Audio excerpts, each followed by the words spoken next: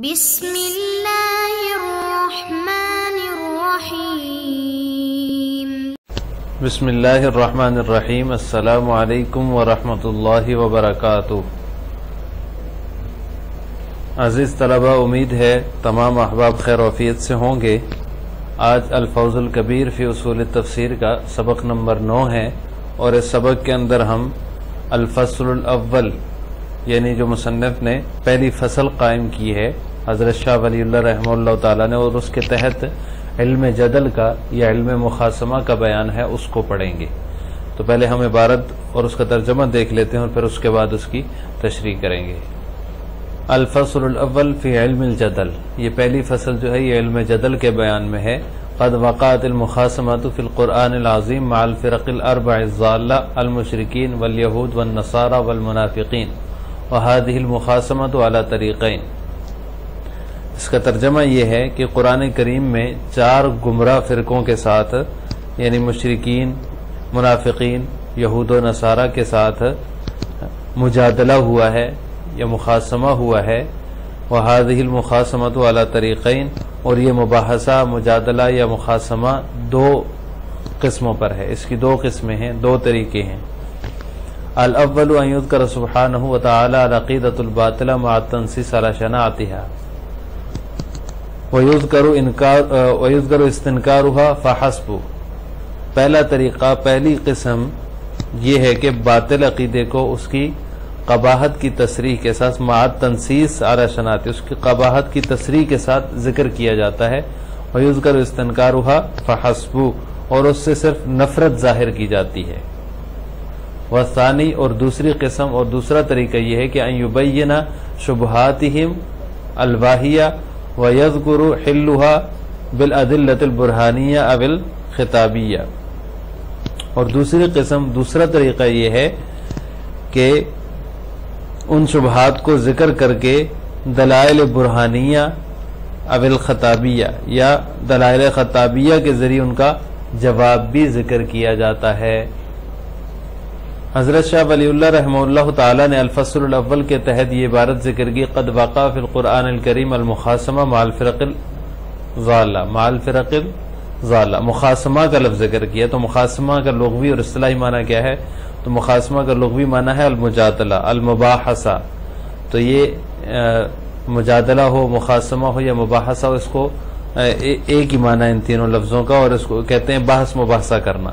اور فی الاصطلاحی، اور اصطلاح کے اندر مجادلہ کہتے ہیں حق و صداقت سے ٹکرانے والے نظریات اور خیالات کی تردید اور مدافعت کے گر جان لینا، یہ علم مخاصمہ کہلاتا ہے۔ اصطلاحی معنی علم مخاصمہ کا یہ ہے کہ حق و صداقت سے ٹکرانے والے جتنے بھی نظریات اور خیالات ہیں، ان کی تردید اور مدافعت کیسے کی جائے گی، اس کے کیا طریقے ہوں گے، یہ گر جان لینے کو علم مخاصمہ کہا جاتا ہے۔ یہاں پر اشکال یہ ہوتا ہے کہ علوم قرآنی کا جب اجمالی تذکرہ کیا تھا حضرت مصنف رحمہ اللہ تعالیٰ نے، تو وہاں پر علم الاحکام کو مقدم کیا تھا، جبکہ یہاں جب تفصیل ذکر کر رہے ہیں علوم قرآنی کی، تو تفصیل میں علم المخاصمہ کو مقدم ذکر کیا۔ ایسا کیوں کیا ہے؟ اجمالی تذکرہ کرتے ہوئے تو سب سے پہلے علم الاحکام کا ذکر کیا، جب تفصیل کی باری آئی تو وہاں پر علم الاحکام کو چھوڑ کر علم المخاصمہ یا علم المجادلہ کا بیان کر دیا۔ فصل الاول فی بیان علم الجدل، پہلی فصل کے اندر علم مجادلہ یا علم مخاصمہ کا ذکر کیا، تو اس کو مقدم کیوں کیا ہے؟ تو اس کا جواب یہ ہے کہ علم الاحکام ایسا موضوع ہے جس پر متقدمین نے کافی زیادہ کام کیا ہے، اور کما حقہ کام متقدمین اس کے اوپر کر چکے ہیں۔ آیات الاحکام کی مستقل تفسیریں بھی لکھی گئی ہیں، صرف احکام القرآن کے نام سے کتابیں موجود ہیں۔ اسی طرح کتب فقہ بھی جو ہیں وہ بالواسطہ یا بلا واسطہ علم الاحکام کی ہی تفسیر ہیں، اس لیے جو ہے علم الاحکام کے اوپر کافی کام ہو چکا ہے، جبکہ اس کے مقابلے میں علم المخاصمہ جو ہے اس کی طرف بالکل بھی توجہ نہیں کی گئی۔ اس وجہ سے مصنف رحمہ اللہ تعالیٰ نے مخاصمہ کو زیادہ تفصیل اور تشریح سے بیان کرنے کی غرض سے، وہ اس کی زیادہ تفصیل اور تشریح کرنا چاہتے تھے، اس وجہ سے اس کو مقدم کیا ہے۔ مخاصمہ اور مجادلہ کے 2 طریقے مصنف نے بیان کیے۔ پہلا طریقہ یہ ہے کہ مشرکین اور دیگر فرق ضالہ کے غلط عقیدے کی قباحت کی تصریح کی جائے، لیکن دلائل اور براہین سے تردید نہ کی جائے، یعنی کوئی دلیل دے کر ان کا رد نہ کیا جائے، صرف اور صرف قباحت بیان کر دی جائے کہ یہ چیز جو ہے یہ قبیح ہے، بری ہے، اس کے ساتھ اس کی دلیل دے کر اس کو رد نہ کیا جائے۔ اس کی مثال وَكَذَلِكَ زَيَّنَ لِكَثِيرٍ مِّنَ الْمُشْرِكِينَ قَتْلَ أَوْلَادِهِمْ وَشُرَكَائِهِمْ لِيَرُدُّوهُمْ وَلِيَلْبِسُوا عَلَيْهِمْ۔ اب اس آیت کے اندر جو ہے بیٹی کو قتل کرنے، دختر کشی یعنی بیٹیوں کو زندہ دفنانے یا اولادوں کو ناخداؤں کی بینڈ چڑھانے کی جو رسم تھی، بعض بت پرستی کے اوپر جو ہے نا وہ بتوں کے نام کے اوپر وہ جو ہے اپنی اولادوں کو جو ہے ان کی کیا کہتے ہیں قربان کر دیا کرتے تھے، تو اس رسم جو تھی اس قسم کی، اس کو شیاطین یا پجاریوں کا اغوا اور اضلال قرار دیا ہے کہ یہ ایک شیطانی دھوکہ ہے، یا پھر یہ جو پجاریوں کا اغوا ہے، شیطان نے ان کو اغوا کر لیا ہے، ان کے دل و دماغ کو اغوا کر لیا ہے، اور یہ گمراہی ہے، اس کو صرف گمراہی قرار دیا اور تباہی کا پیش خیمہ بتایا ہے فقط۔ اس آیت کے اندر کوئی اس کی تردید نہیں کی گئی، کوئی اس کے اوپر دلیل دے کر اس کو رد نہیں کیا گیا۔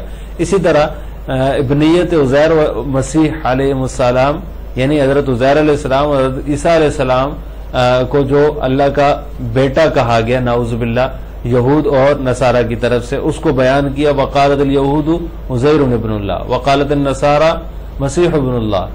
اب اس آیت کے اندر جو ہے صرف اس بات کی مذمت کی گئی ہے، وہ پرزور انداز میں مذمت کی گئی ہے بس۔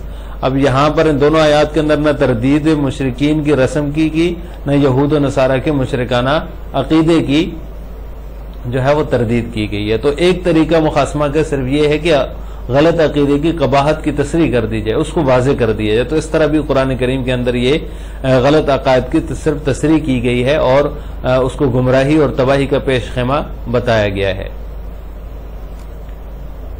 دوسرا طریقہ یا دوسری قسم جو ہے مخاصمہ کی وہ یہ ہے کہ جس میں باطل پرستوں کے شیطانی شکوک و شبہات کی قباحت بیان کی اور اس انداز سے جواب دیا کہ عام فہم انداز کے ساتھ ساتھ منطقی فکر و نظر رکھنے والوں کے لیے بھی اس کے اندر درپردہ دلائل اور براہین موجود ہیں۔ یعنی ایک تو عام فہم انداز ہے کہ اس میں تردید ہو رہی ہے اس آیت کے اندر، کسی غلط، کسی شیطانی اور کسی گمراہ کن عقیدے کی یا شبہ کی یا پھر کسی غلط کام کی تردید ہو رہی ہے، قباحت بیان کی جا رہی ہے، لیکن اس کے اندر انداز اللہ تعالیٰ نے ایسا اختیار کیا ہے کہ عام فہم انداز میں بھی وہ تردید سمجھ میں آ رہی ہے، لیکن ایک منطقی جو انداز ہوتا ہے وہ خاص الخواص لوگوں کے لیے ہوتا ہے، اس منطقی انداز میں بھی اس کے اندر دلائل اور براہین موجود ہوتی ہیں۔ اس کی مثال جیسے کہ مل مسیح ابن مریم الا رسول قد خلت من قبلہ الرسل وامہ صدیقہ لا یأکلان الطعام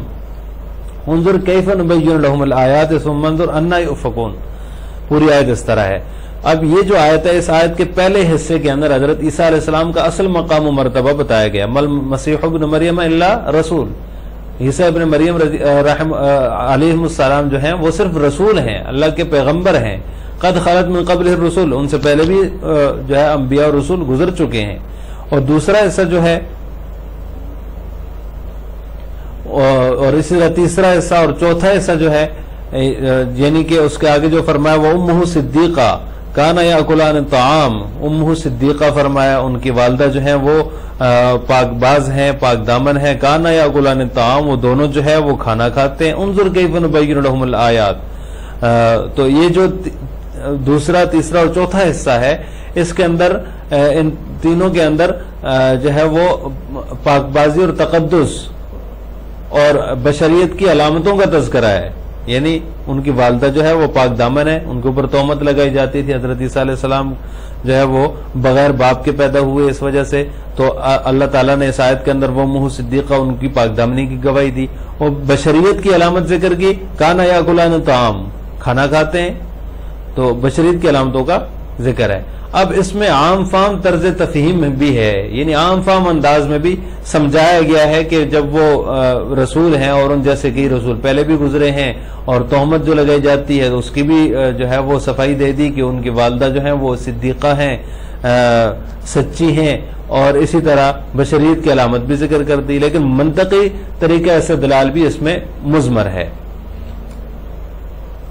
منطقی طریقہ استدلال اس کے اندر اس طرح سے ہے کہ جب وہ عیسیٰ ابن مریم علیہ السلام جو ہیں وہ اللہ کے رسول ہیں، نہ کہ وہ خدا ہیں یا خدا کے بیٹے ہیں یا دشمن خدا، معاذ اللہ کچھ بھی نہیں کہا جا سکتا. جب وہ بشر ہیں یا کلان طعام، وہ کھانا کھاتے ہیں، جب، اور یہ بات مشاہدے اور تواتر سے ثابت ہے، جو شخص یہ جو بھی شخصیت اکل و شرب کی ضروریات سے مستغنی نہ ہو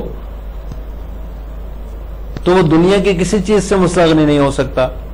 تو پھر یہ کہنا کہ وہ باقی انسانوں سے الگ ہیں، وہ خدا ہیں یا خدا کے بیٹے ہیں، تو یہ نہیں کہا جا سکتا. وہ خدا نہیں بن سکتے، کیونکہ اللہ تعالیٰ کی ذات جو ہے، خدا کی ذات جو ہے، وہ تو ان چیزوں سے پاک اور مبرہ ہے. تو لہٰذا ایک منطقی طریقے سے دلال بھی اس کے اندر مضمر ہے. تو مخاصمہ کے یہ دو طریقے ہیں، ایک وہ ہوتا ہے جس کے اندر صرف قباحت بیان کی جاتی ہے، اور دوسرا وہ ہوتا ہے جس کے اندر قباحت بیان کرنے کے ساتھ ساتھ ایک منطقی طریقے سے دلال سے بھی سمجھایا جاتا ہے، اور اس کے دلائل بھی اور براہین بھی اس کے اندر موجود ہوتے ہیں. آج کے سبق کا خلاصہ یہ ہوا کہ ہم نے الفصل الاول کے تحت علم قرآن کریم میں علم مجادلہ جو ہے، وہ قرآن کریم میں بیان ہونے والے علم مخاصمہ جو ہے، یہ علم مجادلہ جو ہے، اس کے دو طریقوں کی تفسیر اور مثالیں پڑھی ہیں. آخر میں آپ حضرات سے دو سوال ہیں. پہلا سوال یہ کہ مصنف رحمہ اللہ تعالی نے علم المخاصمہ کو مقدم کیوں کیا؟ اس کا جواب آپ نے کمنٹ باکس میں دینا ہے. نمبر دو، قرآن کریم میں بیان ہونے والا مخاصمہ جو ہے اس کا پہلا طریقہ کون سا ہے؟ اس کا جواب بھی آپ نے کمنٹ باکس میں دینا ہے. السلام علیکم ورحمۃ اللہ وبرکاتہ.